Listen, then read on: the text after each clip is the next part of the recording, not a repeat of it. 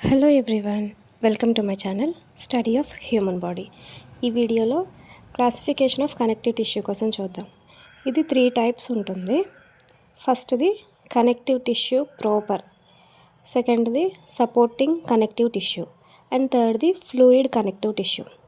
Okay, ఇప్పుడు ఈ first చూద్దాం. ఫస్ట్లో ఇవి 2 టైప్స్ అన్నమాట. ఒకటి loose connective tissue, 2 dense connective tissue.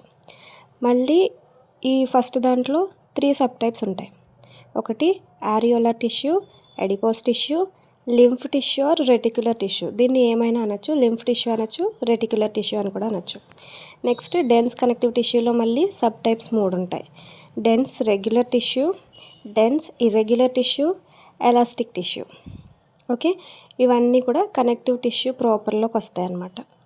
ఇప్పుడు సెకండ్ టైప్ చూద్దాం, సపోర్టింగ్ కనెక్టివ్ టిష్యూ. ఇందులో 2 టైప్స్ ఉన్నాయి, కార్టిలేజ్ ఒకటి, బోన్ ఒకటి. కార్టిలేజ్లో మళ్ళీ 3 సబ్ టైప్స్.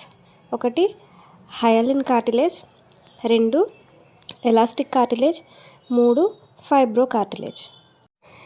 ఈ 3 కూడా కార్టిలేజ్లోకి వస్తాయి. నెక్స్ట్ బోన్లో 2 టైప్స్, ఒకటి కాంపాక్ట్ బోను, 2 స్పాంజీ బోను. ఇవన్నీ సపోర్టింగ్ కనెక్టివ్ టిష్యూలోకి వస్తాయి. Next third type fluid connective tissue. ఇందులో 2 టైప్స్ ఉంటాయి, ఒకటి బ్లడ్, ఇంకొకటి లింఫ్. ఇదంతా కూడా క్లాసిఫికేషన్ ఆఫ్ కనెక్టివ్ టిష్యూ.